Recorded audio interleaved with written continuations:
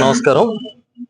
ఈరోజు వైఎస్ఆర్సీపీ యువత పోరు పేరిట గౌరవ మాజీ ముఖ్యమంత్రి వర్యులు మా పార్టీ అధ్యక్షులు శ్రీ వైఎస్ జగన్మోహన్ రెడ్డి గారు ఇచ్చిన పిలుపు మేరకు రాష్ట్రంలో అన్ని జిల్లాల్లో కూడా పెద్ద ఎత్తున ప్రజలు వైఎస్ఆర్ పార్టీ శ్రేణులు రోడ్ల మీదకి వచ్చి ఆందోళన కార్యక్రమం నిర్వహించాం.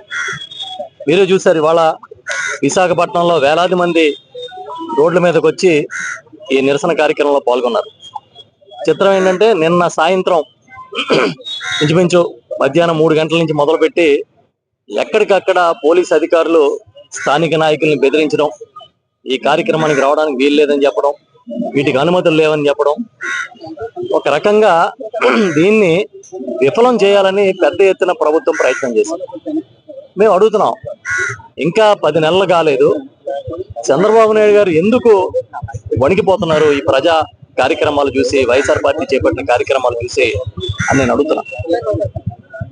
ఈ రోజున మీరు ఇచ్చిన ప్రతి హామీని దొంగలో తొక్కి తూచని కేవలం ఎన్నికల ముందు హామీలు అనేది మా ఓట్ల కోసమే తప్ప ప్రజల ఆకాంక్షలు తీర్చడానికి కాదన్నట్టుగా ఇవాళ ఏరు దాటి తెప్ప తగలేశారు.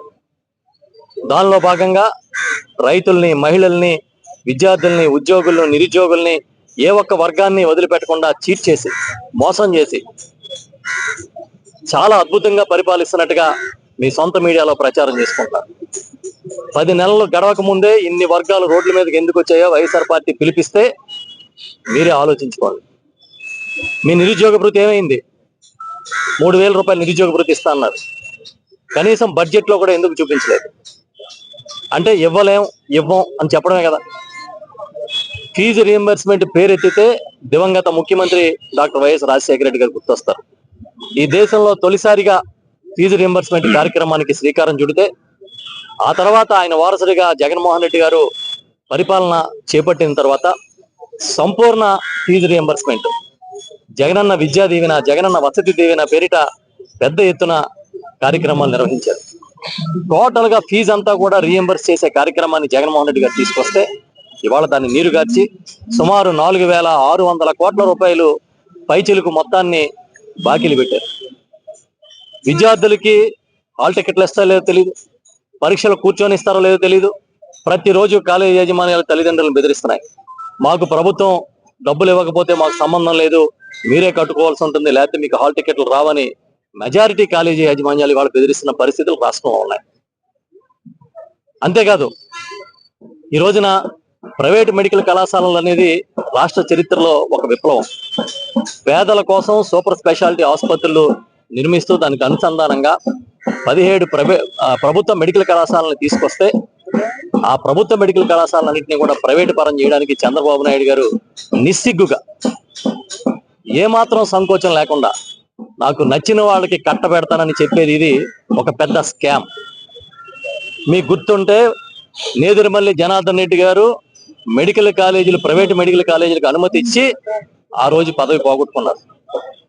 ఈ రోజున ప్రభుత్వం సొంత నిధులతో నిర్మాణం చేసి వేలాది మంది పేద విద్యార్థులకు ఉపయోగపడే విధంగా, సీట్లు వచ్చే విధంగా ఒక పెద్ద కార్యాచరణ జగన్మోహన్ రెడ్డి గారు తీసుకుంటే, మీరు ప్రైవేటు యాజమాన్యాలకు కట్టబెట్టడం అనేది ఒక స్కామ్ అని చెప్పి వైఎస్ఆర్ పార్టీ చెప్తాం.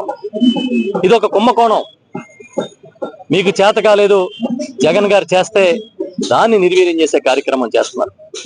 దాంతోపాటు ఇవాళ అన్ని రంగాల్లోనే ఆరోగ్యశ్రీ ఎత్తేశారు, వైద్య బీమా అని చెప్పి ప్రైవేట్ కంపెనీలు తీసుకొచ్చారు. ఇటు విద్యా రంగంలో అమ్మఒడి అనే బృహత్తమైన కార్యక్రమానికి మొత్తం తూట్లు పొడిచారు. తల్లి వందనం అన్నారు, అది ఎంతవరకు ఇవ్వలే. ఏ రకంగా చూసినా కూడా మీరు ప్రైవేటు వ్యక్తులు కొమ్ము కాసే కార్యాచరణ, ప్రభుత్వ పాలన తప్ప మరొకటి లేదని ఈ సందర్భంగా మేము చెప్తున్నాం. మేము అడుగుతున్నాం, మీరు వచ్చిన 10 నెలల్లో 1,19,000 కోట్లు అప్పు చేశారు. మళ్ళీ నిన్ననే రీసెంట్ గా ఇంకో 9,000 కోట్లు అప్పు అంటున్నారు. మరి ఇంత అప్పు చేసినప్పుడు ప్రాధాన్య క్రమంలో విద్యా, వైద్య రంగాల్లో బకాయిలు కూడా తీర్చరా? 4,600 కోట్లు ఫీజు రీఎంబర్స్మెంట్, సుమారు 3,000 కోట్ల రూపాయలు ఆరోగ్యశ్రీ బకాయిలు ఉంటాయి, వాటిని కూడా ఎందుకు తీర్చలేదు?